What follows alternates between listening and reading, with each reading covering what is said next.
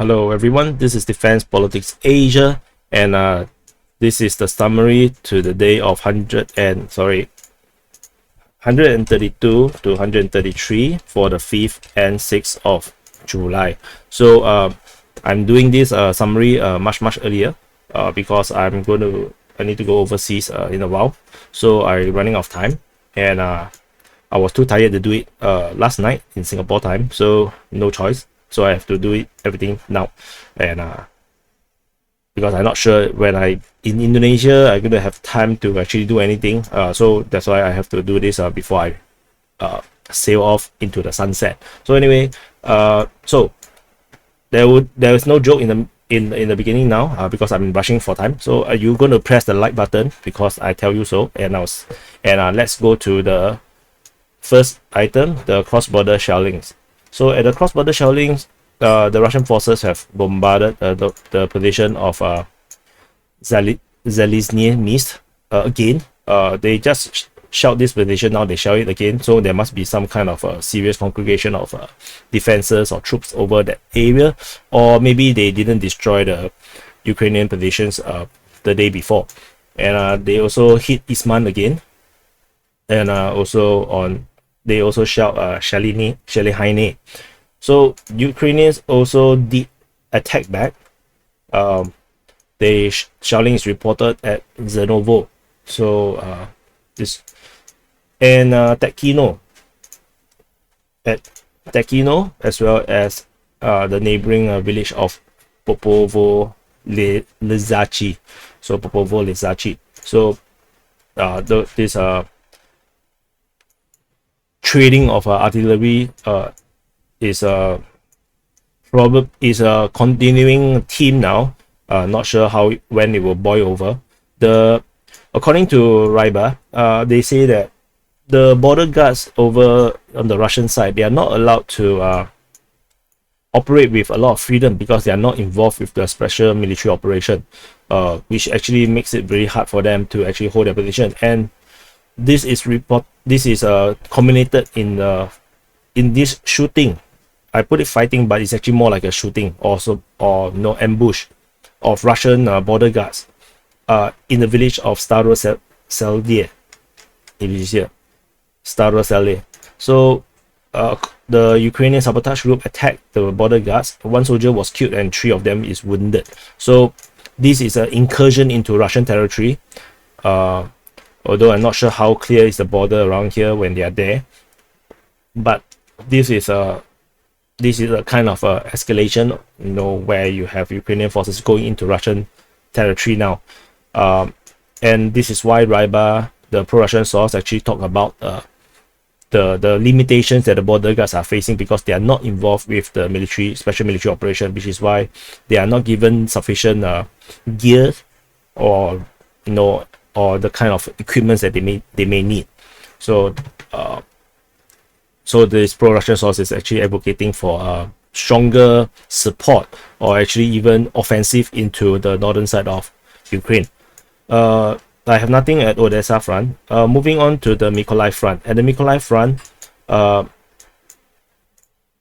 Syriac maps have confirmed the capture of Sharoka Balka. So this intel is actually coming first from NL War Tracker as well, if I'm not wrong. And Syriac maps actually kind of also confirmed and corroborated the capture of Alexandrivka and Stanislav by the Ukrainian forces, which means that the previous information that Alexandrivka might be still under Russian control is now invalidated.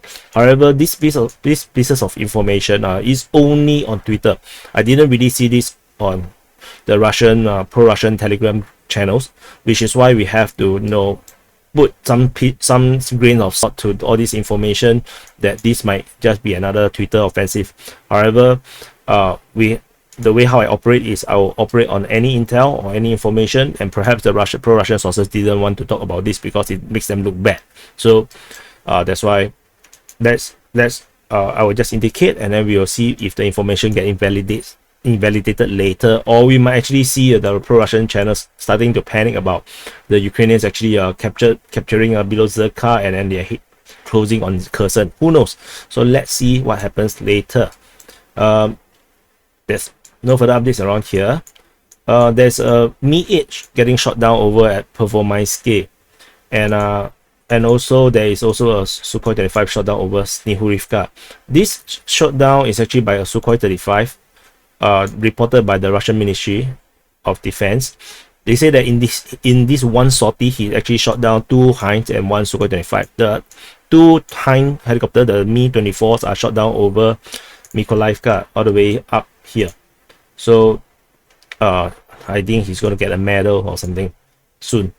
And at Snihurivka, we have a conundrum now. So there's a video showing shot by reporters from Izvestia, and then they actually see Russian troops firing at Ukrainian position in the north.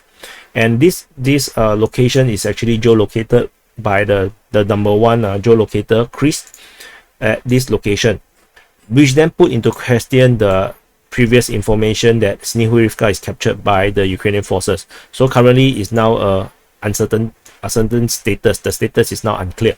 So that's why there is this overlapping border here at Snihurivka. Oh, and moving up, there is no updates regarding the situation at Davydiv Brid front, and at the Kryvyi Rih front, there is no clear signs of fighting in terms of ground offensive. However, that this is where Mykolaiivka is, where the 2 Hind got shot down, and there's also a report of a Sukhoi 25 shot down over here at Novobratske. So this new brat is bratty. That's all from the southern front. At the Zaporizhzhia line, I think I saw some heavy bombardment over at Huyaipo and Orekhiv. If I didn't remember wrongly, but because I don't indicate this kind of shelling, I'm not going to update anything here. But just let you know, there is still active artillery battles and duels over at this area. At Donetsk Front, moving to Donetsk Front, previously I mentioned about Kuznetsov, who spoke to his cousin that he said the base is at Voleda and they have occupied it for a few days. This information is now invalidated by the Ministry of Defense of Russia, because the Russian Defense Ministry are accusing the Kiev regime, basically the Ukrainian, of deploying military troops in medical infrastructure within Voleda, and Ukrainian soldiers are equipping firing position and sniper points in the city dental clinic, and in the approaches of the institution is mined.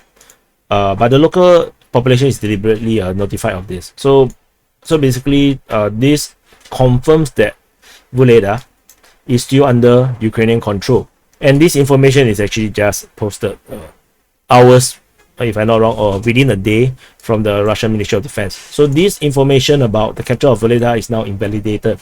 According to some of my other viewers who talked to me about this Voleda situation, they say that there's a possibility that there is a mix-up in the communications, because he said that this entire area is known as the Voleda area. So maybe the cousin that is in Voleda actually is not in Voleda city itself, this built-up area, but might actually be in Palivka. So which is why there might be this mix-up. So tentatively, this information here about Voleda is invalidated. Thus, the border is now like this. So Voleda is still under Ukrainian control. So let's see. So I think better to do this. Voleda is under Ukrainian control. Yeah. So put this flag. Yeah. So later I can actually indicate it clearly. And so that put into a lot of question about all these question marks here. Because the quality of the intel is now seriously questioned. So there is a Sky Spot reported at Krasnohorivka around here, which then invalidates the claims that Russian forces actually controls Krasnohorivka. So this is sorry, put the question mark is clearer. So which means that Krasnohorivka's capture is also invalidated. So this is 2 invalidations, which is why I have serious doubt about Marinka, Pozheda, and Novomahailivka. The situation at Marinka, I just want to explain a bit. This entire area is Marinka. Around half, actually, if I want to be a bit more clearer, this area here is Ukrainian control. The Russian control is actually half of the city, like this. This is actually how it looks like. They are break apart, I think, around this road. So this side is Ukrainian, this side is Russian. Both sides is currently trapped. They are not really able to move to either sides without getting shot by each other's sniper or bombardments. So it's a half situation. So just want to highlight about this. Moving on to there's nothing much here around this area. There is this mention about the Russian forces having the high ground around Novoselivka, Druha, but I cannot find that high ground. The high ground doesn't look very high, so so that's that. Moving on to the Bakhmut front. This is Bakhmut city, and Bakhmut front consists of this entire area, the easternmost part of the entire Donetsk front, and there is reports from Intel Slava that the Russian forces have captured Novoluhansk, which is this town here. However, this information is also contradicted by Ryba, where Ryba actually mentioned that the Russians are still preparing on an offensive against the Ukrainian forces in Novoluhansk. So these two very trusted pro-Russian media actually, or pro-Russian sources actually contradicts each other. The last known is that the Ukrainian forces are there, and then they actually defended against an assault on the settlement. This is the Ukraine Defense Ministry. So, but this was older information. So currently, I awarding the capture based on Intel Slava's information. And over here, we have the Russian forces capturing Vershina, Zaitsev, and Kodema. All this information, I have 2 different sources. However, all these sources is on Twitter, and there is no mention of all these captures in pro-Russian Telegram channels, which is why you have to take this with a massive bowl of salt, because we have no idea whether this is actually correct, or this could be just another Twitter offensive, or it could be someone actually come up with the wrong information and everybody just copy and paste and causing this entire piece of intel to be dirty. That could also be possible. But otherwise, this is the situation. These 2 positions is supposedly captured by Wagner PMC. Kodema is a bit more unclear. It could be Wagner PMC or it could be Russian forces. Moving further up north, we have reported fighting at Nahirne. Previously, this was not indicated. This is by War Monitor 3, where they say that the Russian forces is trying to take Nahirne, but the many attacks are all failing to break through because they say that the Russian forces is trying to capture the road. So however, this information is likely to be correct because the Russian forces still have not been able to capture Berestov or Bilohorivka around here. Moving up north at Spyane, we have a confirmation from both Intel Slava and War Gonzo that Spyane has been captured by the Russian forces.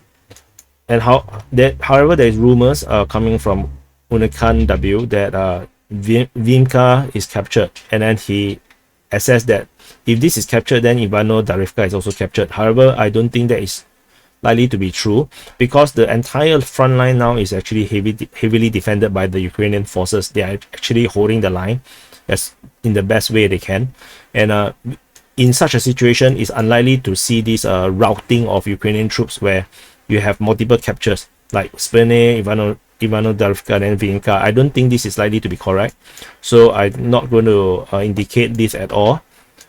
And there is fighting reported at Verkhono-Okamyansky. There is some information that there might be some breakthrough, but I cannot confirm this information, so it's not there. And over here, according to Ryba, the pro-Russian source, they say that the Russian forces are fighting at Kryhorivka, and they broke through to the outskirts of Serebrenka or Serebrenka. However, it is unclear because they didn't mention that they captured Kryhorivka, so it could be just a running battle, and then they are now fighting around here, and maybe there are still Ukrainian forces within Kryhorivka, which is why they didn't mention the capture.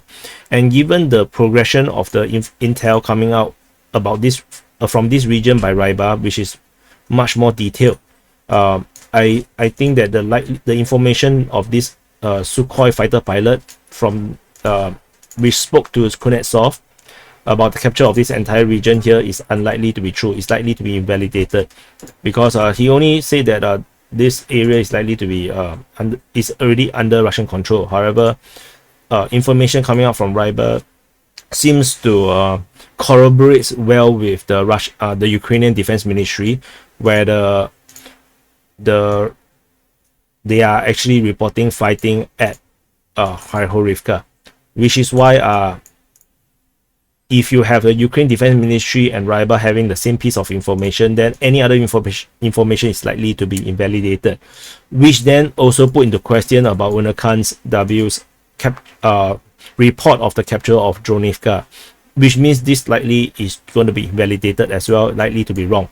So as such, I think that it is more prudent of me to just delete all this information. So I want to just show you all this information.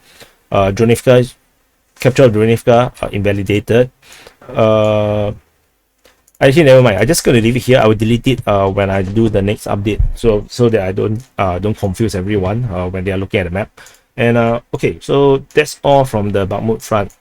Over at the Izyum front, there is still heavy fighting at Dolina and Krasnopilia. The fighting here at Mazanivka continues to be very vague, so no idea what's happening here. So otherwise, the front is pretty much stagnant.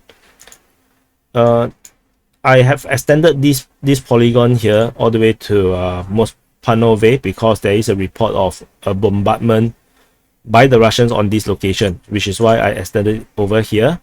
Nothing significant. Over at the Kharkiv front, Peremogha is now back in Ukrainian control.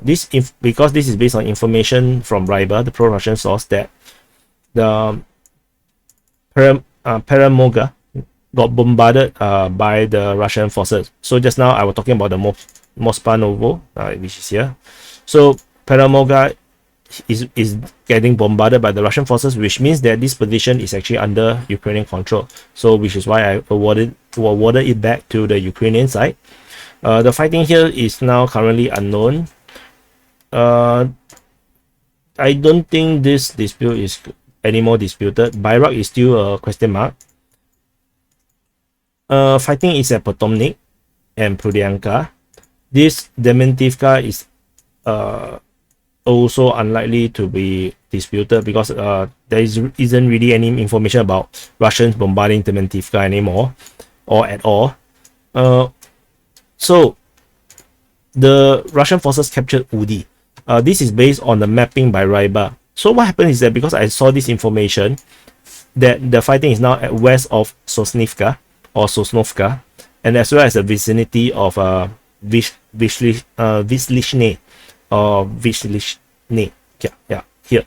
So if the fighting is around here, so I was wondering if Udi is captured, because now the fighting is moving away from Udi, and as such I checked the mapping, and according to Ryba, the mapping shows Udi is captured. So which is why I have awarded the capture of Udi to the Russians.